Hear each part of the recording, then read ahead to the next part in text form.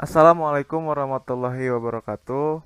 Perkenalkan, nama saya Muhammad Iqbal Agung Pratomo, NIM 2211181082, Teknik Elektro kelas C. Di sini saya akan menjelaskan sedikit tentang PCM, Pulse Code Modulation. Ada tiga tahapan pembentukan PCM, yaitu sampling, kuantisasi, dan coding. Nah, dari sini tuh sinyal informasi analog itu menuju telepon. Nah, yang berasal dari suara manusia sebelum masuk proses PCM harus di filtering terlebih dahulu. Nah, di sini itu ada fungsi pada low pass filter, yaitu fungsinya itu menghilangkan noise yang bercampur dengan suara kita. Nah, selanjutnya itu ada sampling. Nah, sampling ini mencuplik sinyal suara yang dikirimkan keluaran dari sinyal pump atau pulse amplitude modulation. Nah, pada saat mencuplikannya menggunakan teorema Nyquist, di mana frekuensi samplingnya itu harus dua kali frekuensi suara kita. Nah, jumlah sampling di gambar kiri ini jadi 20. Nah, jadi satu periode mencuplikannya 1/20 second. Jadi dalam satu detik ada 20 pencuplikan. Nah, karena periodenya itu 1/20, maka frekuensi samplingnya itu ada 20 Hz. Jika frekuensi sampling itu 20, asalnya itu berarti asalnya itu dari 10. Karena frekuensi sampling itu harus dua kali dari frekuensi asal, keluaran dari hasil pencuplikan berupa sinyal impuls. Nah, di sini ada contoh proses kuantisasi. Nah, misalnya kita meminta levelnya di level 4. Nah, maka kode bitnya itu adalah 0100. Nah, dan sinyalnya yang bisa dilihat di PCM code, proses kuantisasi untuk pengkodeannya. Nah, sekarang kita lanjut lagi dalam mencoba eh, mensimulasikan pada MATLAB ini. Nah, di sini ada perintah CLC dan close all, close all. Nah, di sini perintah ini itu untuk membersihkan layar ketika program di running kembali. Terus ada N dan N1 itu sebagai input, di mana N1 itu adalah banyaknya sampel yang diambil tiap periode. Terus ada subplot yaitu hasil dari plotting dapat digabungkan ke dalam satu buah frame figure dengan perintah subplot. Nah, artinya itu dalam satu frame terdapat tiga hasil plotting. Nah, terus ada title. Title itu memberikan judul pada setiap hasil plotting. Terus ada Y label dan X label. Nah, memberikan judul pada setiap koordinat sumbu X dan sumbu Y. Terus ada grid on.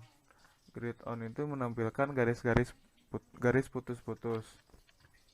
Nah, eh, terus ada sini title, X label, Y label, terus quantitation process.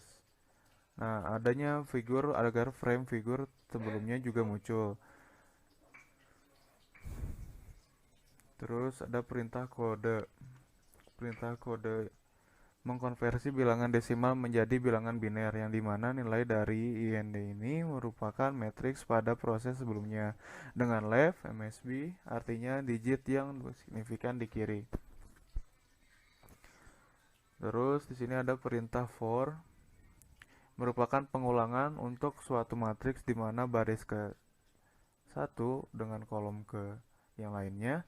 Proses kode sama dengan kode ini terus dilakukan seiring dengan kenaikan nilai variabel k dan kolom ke yang lainnya, yang seterusnya hingga mencapai kolom yang selanjutnya, lalu baru berganti barisnya. Dibuatnya frame figure itu baru melalui perintah subplot, artinya terdapat dua gambar plotting pada frame figure. Nah, ini pada frame figure. Terus pada figur ini dan hasil encodingnya ada di urutan pertama. Nilai code di plot. Nah, nilai code di plot ini dengan step persegi data digital stairs code. Nah, eh, kemudian batas sumbu diatur dengan axis yang artinya sumbu xmin sama dengan 0, xmax sama dengan 100 diatur.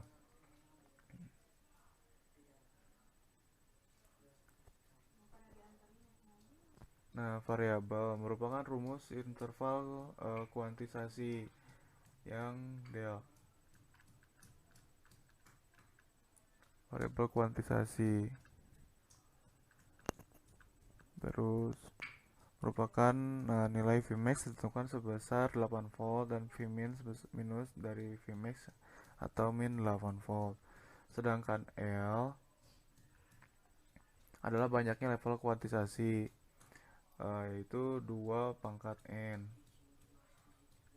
Nah, sehingga rentang level ketika diproses nanti antara Vmin hingga Vmax dengan perbedaan step terbesar sebesar del didefinisikan di variabel part. Perintah IND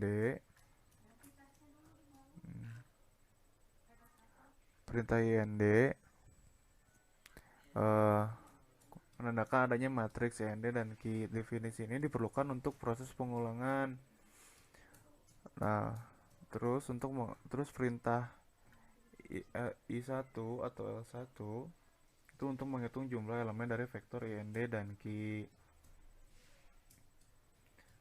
Nah, selama proses pengulangan I sama dengan 1 ini sampai I sama dengan 2 ini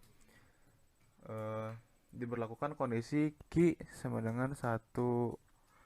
Nah, maka nilai Q ini terus diproses sama dengan Vmin plus del per 2 seiring dengan kenaikan indeks I.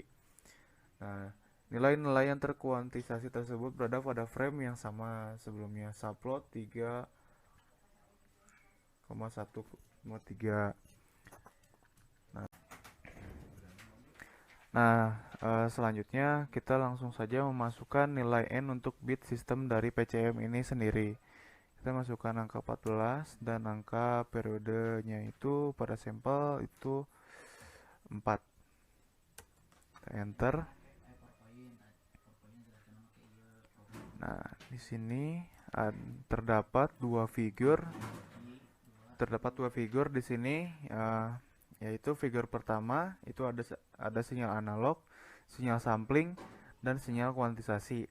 Nah, sinyal kedua itu ada sinyal encode dan sinyal demulator. Nah, di sini itu sinyal analog itu berupa sinyal informasi yang di sini itu terdapat sinusoidal.